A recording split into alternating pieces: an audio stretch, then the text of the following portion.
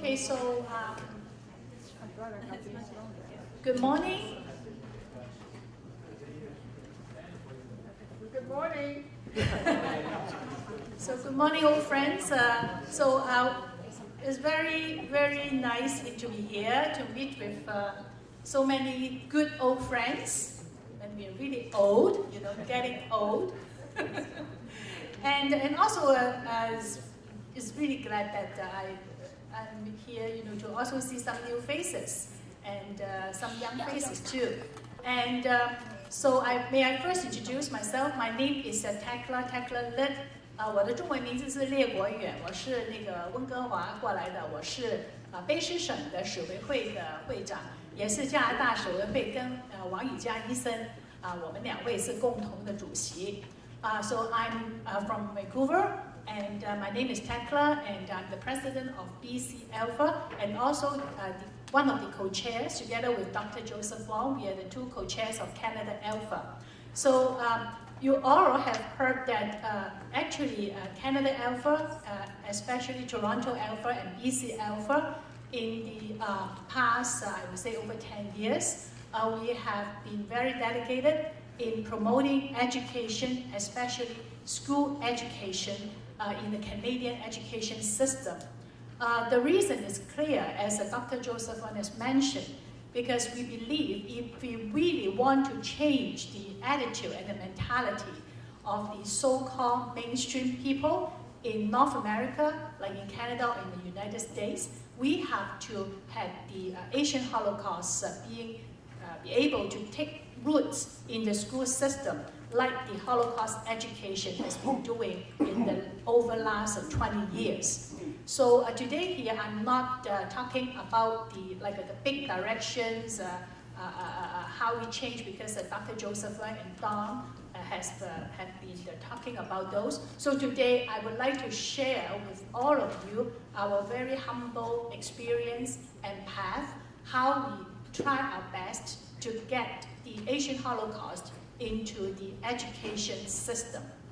So first of all, I would like to introduce this very instrumental resource guide that's developed in year 2001 by the Ministry of Education. And Joseph already mentioned that Alpha, the Alphas in Canada, basically, they were all established in 1997. So very soon, because we understand that if we need to take roots of the Asian Holocaust in the school system, we have to have the support from the whole education system. So we try our very best to lobby our Ministry of Education in BC, because I think that in the US, education is basically be responsible by the province, not by the federal government. So that's why we try our best to lobby the provincial government and try to get a resource guide on this chapter of history to be published. And so we established in 1997, but this one was only published in year 2001, because we have dedicated a lot of efforts in lobbying, in getting the support from the ministry. It's not an easy job, but we try our best, and then eventually this is done. But I must say that the content of this resource guide, of course, it includes the backgrounders, it including some lesson plans for the teachers to use. But that is definitely far from perfect. Why? Because in the process of the development, actually the Ministry of Education also have a lot of considerations, whether it's too graphic, whether it would offend the Japanese government, whether it will be accepted by all stakeholders, including the Canadian, the Japanese Canadians, etc., etc. But still, it is a very important step, because with this, I would say the Asian Holocaust education is kind of being legitimized in our school system. So it gives us some ammunition to go forward and to convince the schools and teachers to incorporate this chapter of history into the school curriculum. So that's the first thing that we have done in the BC, and we are very happy that after this resource guide was established, and actually Toronto also published their own resource guide based on this in year 2005, and I understand that they are now revising it and they will be developing a much better resource guide than this one. And also in year 2007, New Jersey Alpha also developed their resource guide together with the New Jersey Holocaust Education Commission. So all of these, I would say, pathway for us to get into the school system. And in fact, this resource guide also have a French version, because as you understand, in Canada, both English and French are official languages. So once they have an English one, they are obliged to develop or translate it into a French version. So, because also in Canada, we have some schools called French immersion schools. And then they have very few resources, materials that can be used, by the students. So this French resource guide become a very well-received resource materials for our French immersion schools in BC. And following this, so we thought, okay, there are backgrounders, there are lesson plans, so the teachers can pick it up and do it, so we can retire. That's our plan. But it's so disappointing that that's not the case, because after a few years, of the publication of this resource guide, then of course we try to contact the teachers and see how they were using it. And first of all, very few teachers know about this resource guide, and also even for those who already knew about this resource guide, very few of them will pick it up and use it.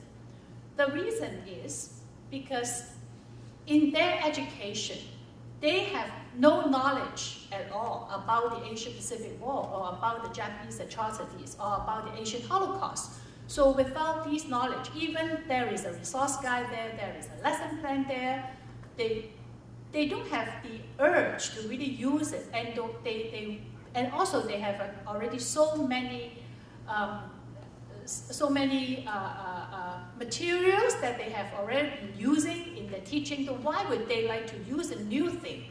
So we need to make them feel that there is a connection that they can make with this chapter of history, and not just on the conceptual level, but also on the emotional level.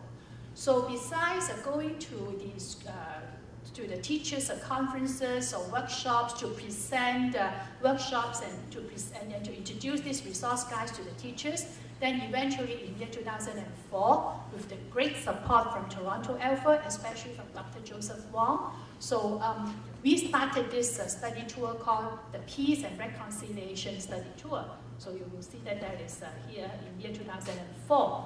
And then so besides the BC educators, the Toronto educators also join in, this study tour, and then we bring them over to Asia. They met with the survivors, the scholars, historians, so like Professor Su and Professor Guan Jianqiang 老师 and Wang Xuan. They were, those people who received our educators and share the experience, and then share with the teachers about this chapter of history. And then, of course, the most touching part is the meeting with the survivors. And we must say that no teachers come out with this study tour, without crying eyes. And then because they are touched, so after they went back to the school environment, and then they would like to also share these stories with the students. But and then we are really very thankful to Toronto Alpha, because they really took up this the work so well in the last almost 5 years or so. Actually, they've been organizing this study tour, and then in turn our educators joined the study tour. So they help us a lot, in developing the teachers and the educators. And then, and of course, after these teachers that they came back from the study tour, we would also like to follow up with them how they use the experience and how they how's their teaching, in their schools, and what were the students' feedbacks and something like that. But then we found that not all the teachers, even though all the teachers said that, they were impacted, or even most of them say it's a life-changing experience, etc., etc. But still, it's not like 100% of teachers, they really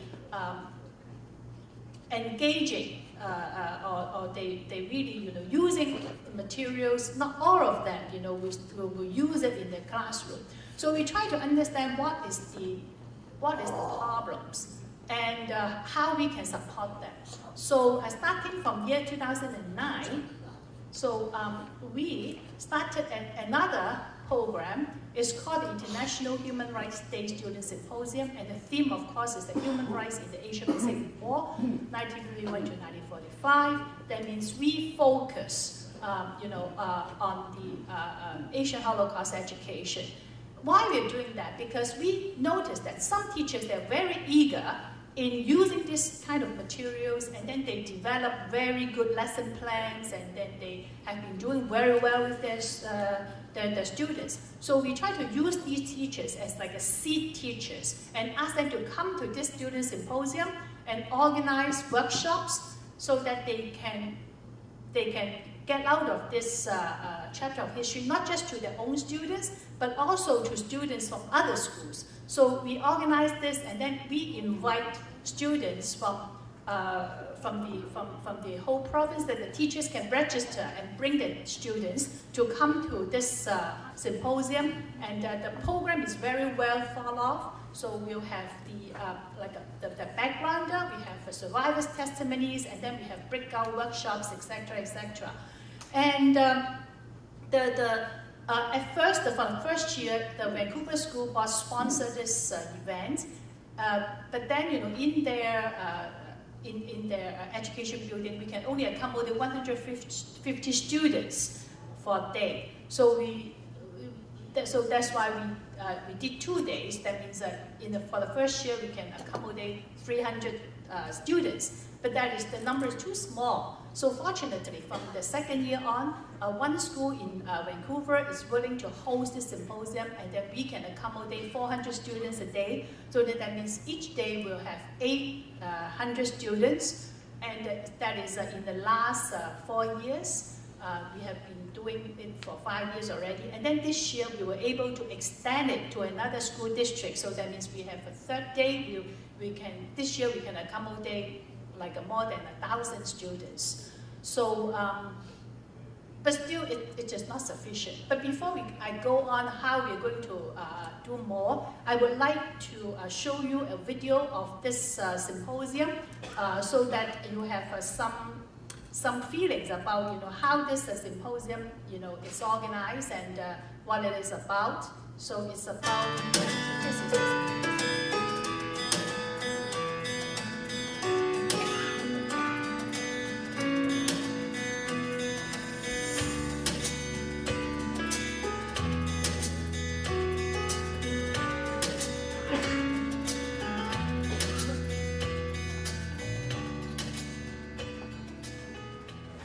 Today is the International Human Rights Day, and it marks the anniversary of the adoption of the Universal Declaration of Human Rights in 1948. The founding nations of the UN have focused on the promotion and protection of human rights in order to prevent the recurrence of the horrors that resulted from the Second World War. Today's symposium has been organized to help students better understand and reflect on the issues of human rights during the Asia Pacific, which is from 1931 to 1945, and to help you make some of the connections to local issues as well as global issues. I want them to be able to experience lived history that's alive in terms of people and the narratives that they can bring to their own lives, and to go out from here and see history is not something dead, but it's something that they can act upon. And I welcome all of you to Bantac. It's a wonderful place to be. As you're well aware, nothing happens in a school without unbelievable student work and leadership, and I'm really honored to ask Julia, who has been so responsible for organizing this conference, to stand with Kaya and Justine to offer you the student welcome. A collaboration of students, teachers, and guests have made it possible today for you to attend a variety of very unique presentations. We hope that you gain a deeper understanding of the issues at hand and leave with the memory of a great experience.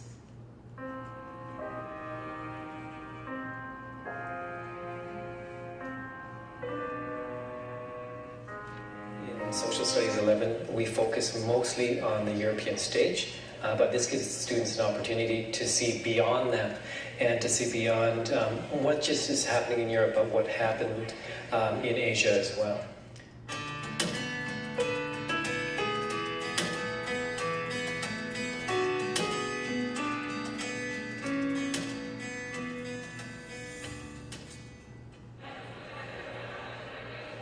When did World War II start? Now I'm going to give you a few choices. It's 1931, 1937, 1939, or 1941. Okay, so think about it for a second, okay?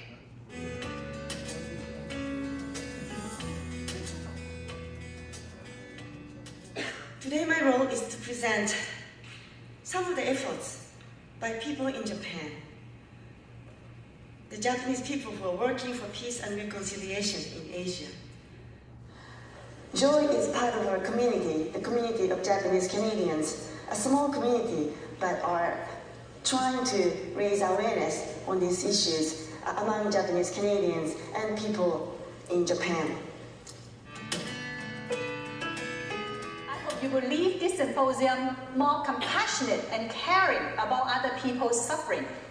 Because if someone is caring and concerned about other people's suffering, one cannot be a bad person and will not allow oneself to be a bully to other people. Am I correct? By getting us all together as a big group and showing us really what we need to do as a generation to make this better, to make sure that it never happens again.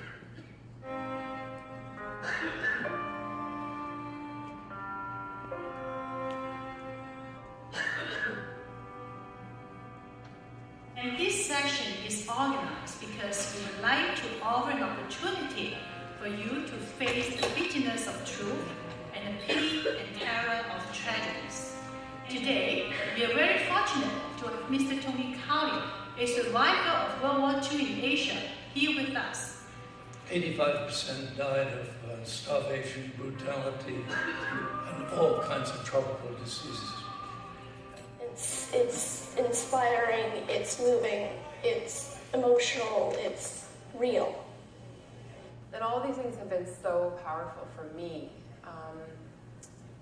You know, the witness testimony, the knowledge, because I really believe that the wars and the atrocities going on in Asia are just so little known in our part of the world.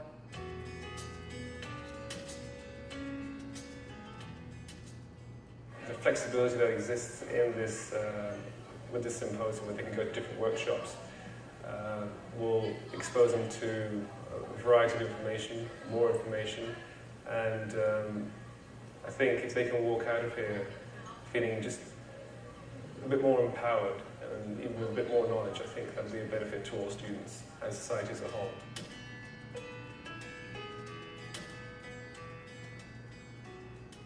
I'm a high school history and social studies teacher in Kelowna. I'm also an active and serving member of the Hong Kong Veterans Commemorative Association, something we'll talk about in a few minutes here. And this is a friend of mine, Lee Naylor. His father was a Hong Kong veteran and he's somewhat of a Battle Hong Kong historian, so to speak. So I'm the teacher and he's the expert. So between the two of us, hopefully we'll be able to answer your questions and give you a good idea about who our Hong Kong veterans are, what they had to go through, and related specifically to the symposium topics of human rights in World War II in the Asian Pacific.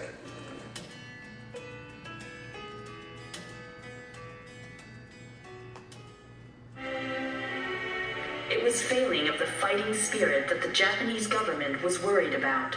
They needed to find a solution to satisfy the soldiers' sex desires and prevent STDs. The solution was comfort women.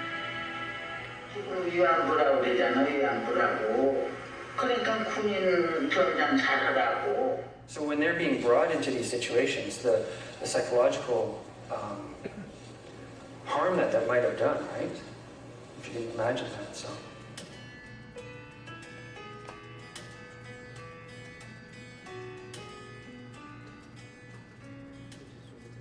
And what I'm trying to have you think about, I'm not asking you to walk out of here at the end of this and say, okay, I have all the answers here. I'm not offering many answers. I want to offer questions more.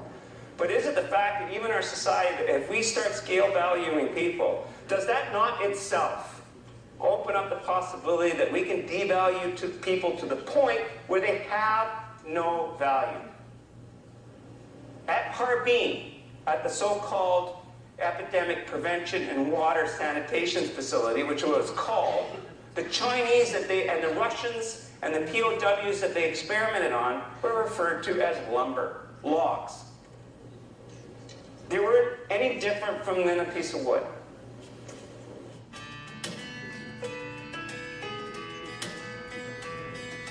My challenge to you at the end of this, and as we're wrapping up, is as Canadians, with the Canadian flag, one of the more respected symbols, what are we capable of? We don't have massive atrocities going on right now.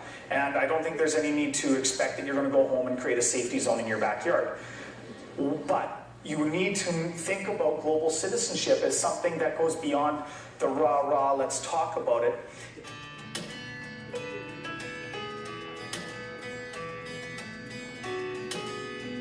Because I came back from China with about 40 hours worth of videotape. And the video itself is about 35 minutes. This video was intended for you guys, for students who are in either grade 10, 11, and 12 in history or in the social studies class.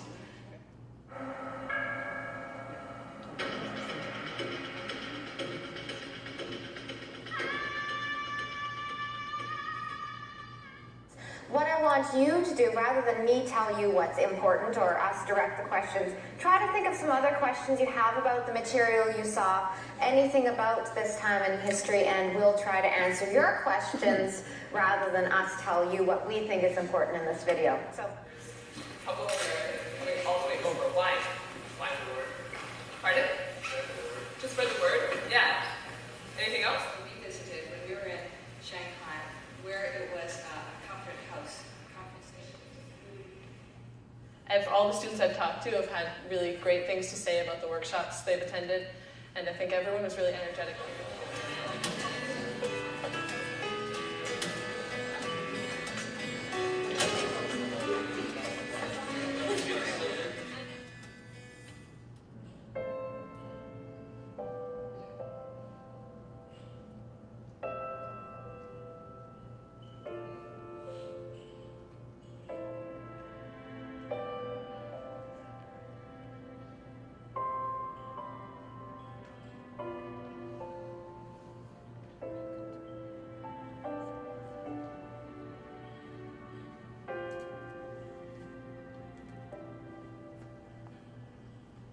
I think it would be better if it was longer because there's so much that we could learn and we only have a short period of time. And like I was talking to one of the veterans earlier, and it's just not enough time to find out all the info. And I would really recommend the symposium to a lot of people, maybe even younger grades than me, because I'm in grade 10, and we're just one class of grade 10s here. And if we had more younger grades and more people getting involved, it would be better. It's hard for teachers to talk about something that they feel they don't know enough and they might not be able to answer all the students' questions. So hopefully if they come, then they get a bit and they get curious and they learn more about it as well. Generally, I just think it's really fascinating. If anyone has a chance to check it out, definitely a good idea. You get to learn a lot more about different issues that you don't necessarily touch on in school. It's a lot of things that most students, I think, are quite ignorant on, and if you have the opportunity to learn about those, I think you should definitely take the initiative. Try to go out to do it. It's free. It's just one day off school, but you learn so much, and you're able to pass that on through the rest of your life, which is really good.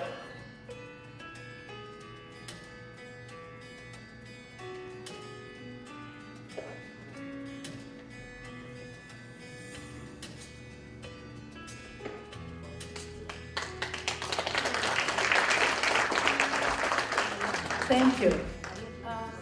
So I'm sure you you'll be able to get a sense of how this symposium is run. And actually, there's already a template.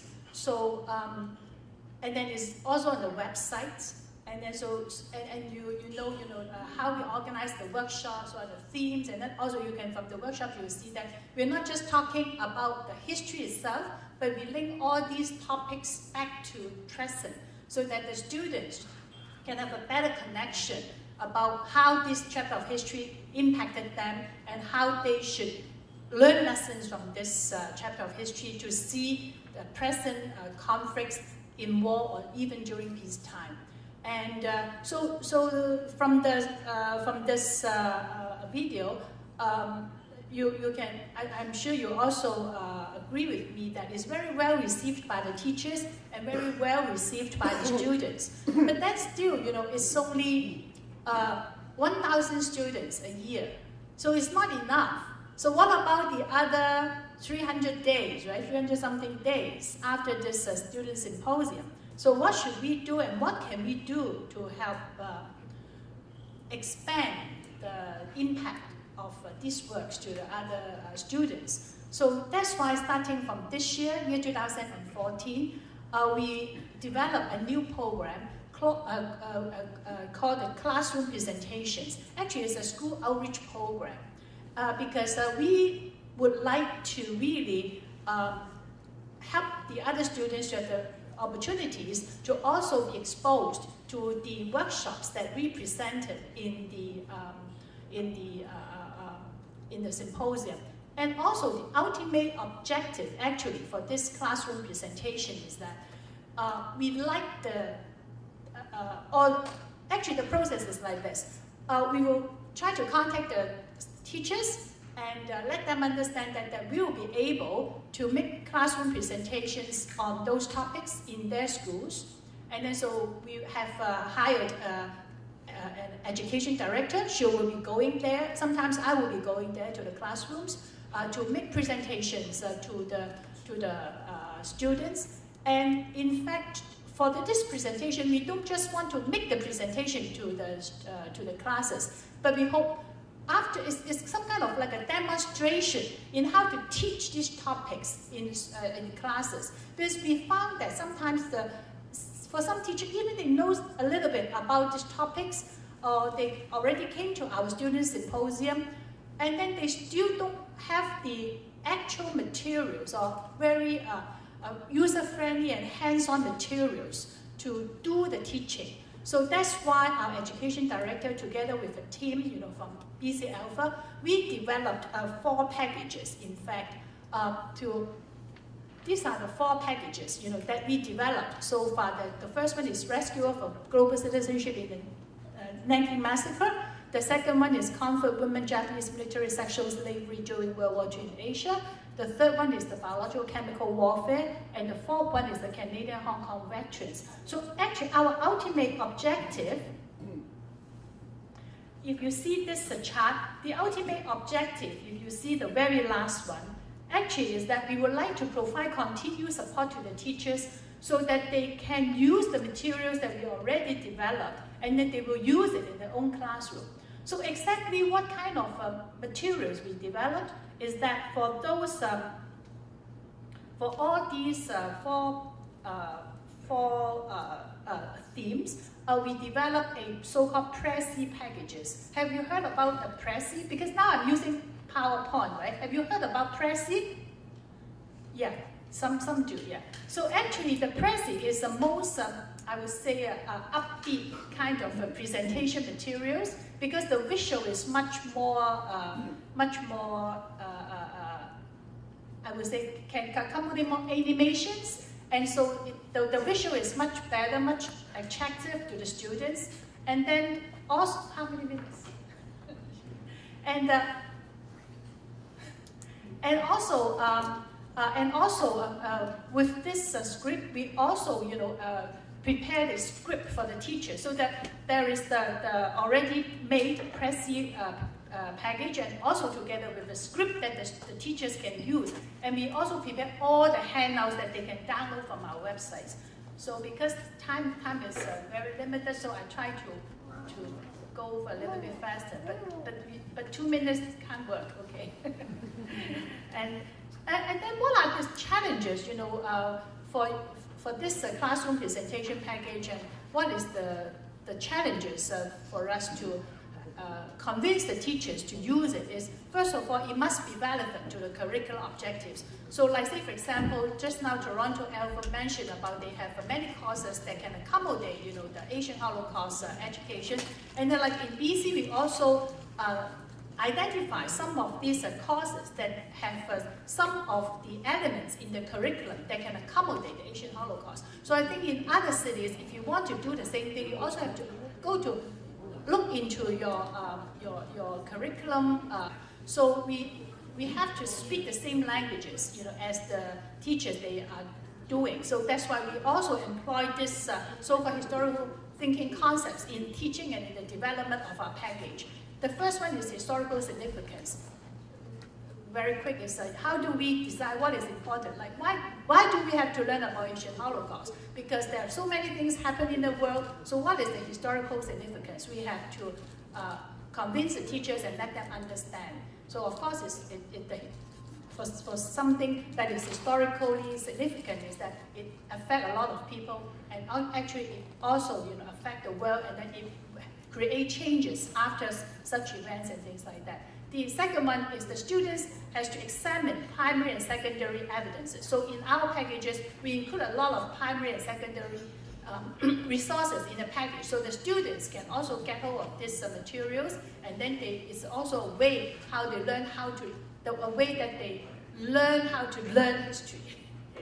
And then the third element is continuity and change. Is how do we understand the complexity of the past? How would it, you know, related to the present?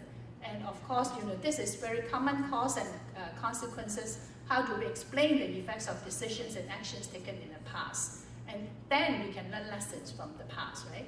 And also we have to help the students to understand the historical perspective. That means we have to help them to understand how the people at that time, what did they think? How would their mentality or attitude impact them, you know, in doing something that has happened? And then the final and very important element is the ethical dimensions, because they don't just learn history for learning history's sake. They have to help them to learn the lessons from the past and help them make a better judgment and better understanding of the present and make better decisions when they face something nowadays. So, and then the other challenges is that this teaching has to be very relevant to students' lives, and also we have to connect with the students on an emotional level. So, that's why, you know, we create that process, as I mentioned, with a lot of activities that can fulfill, you know, the criteria that I just mentioned. So here I just want to show you a few examples of these activities, okay? The first one is the witness to history in Nanking. So I don't need to explain to you about Nanking, because you all know the history. But here is just one of the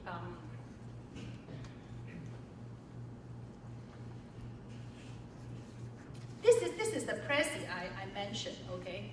So like this is an activity that what we do is you will see that because like for Nanking, we don't just present them with all the atrocities, or we don't just bombard the students with the atrocities. Because from our exchange with the teachers, they find that, you know, if we just expose them with all these atrocities, it won't be well received. So what we want to do is we want to use an investigative approach. So we think the best thing is that we want to ask the students to go back to Nanking through the eyes of these witnesses,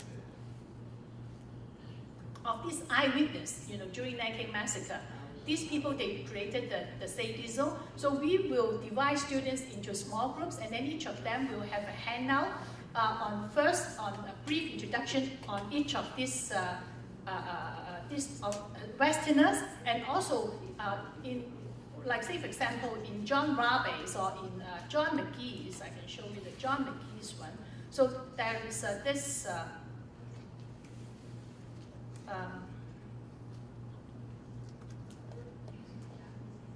So we have his brief bio of John McGee and what he did during the Nanking Massacre period. And also we will, another page is a very short page, and then we will have excerpts of John McGee's letters to his wife, to his friends, and from all these primary sources, the students will be able to see the lootings, the burnings, the breaking, all these atrocities by themselves. So we don't need to really bombard them if they see it through these survivors. So that is one of the activities that I would like to show you. And then another activities.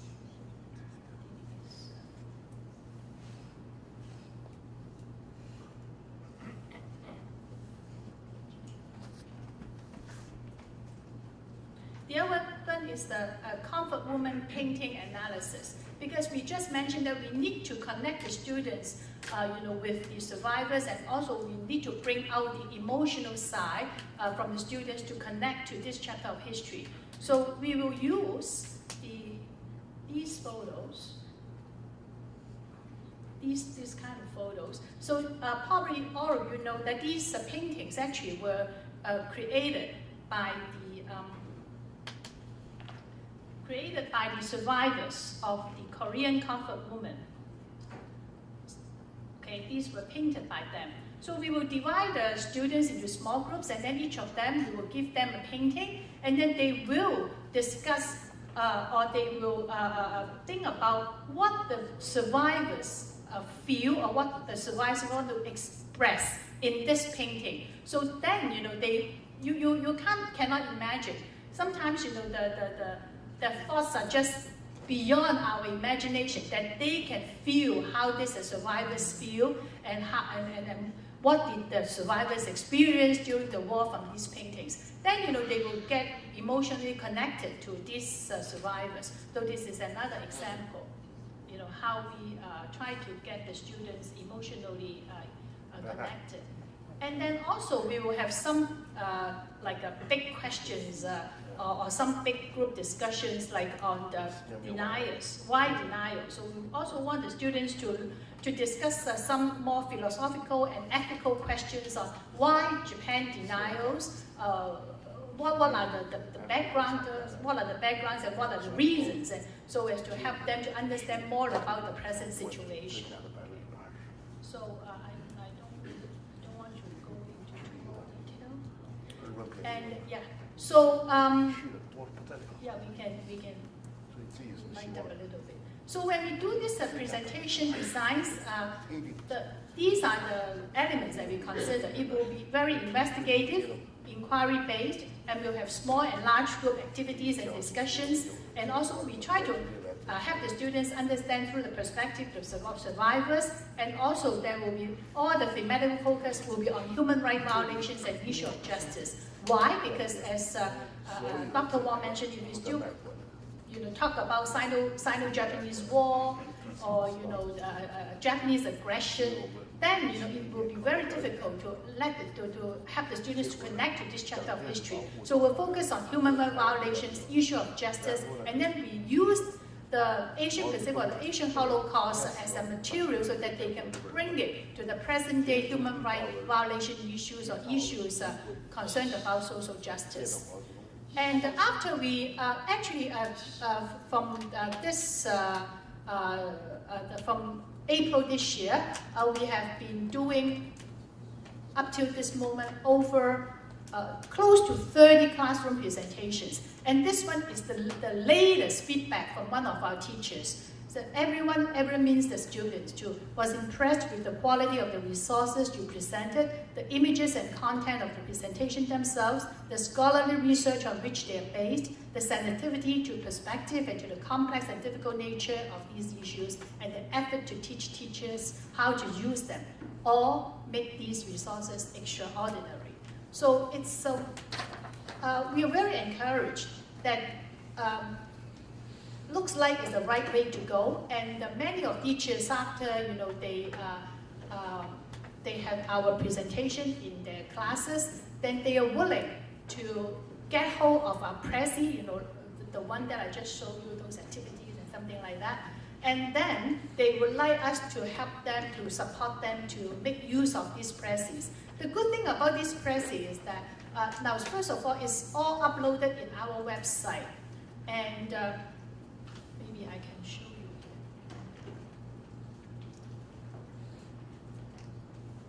So even you can download these presses packages from our website. So we have a page called Classroom Presentations.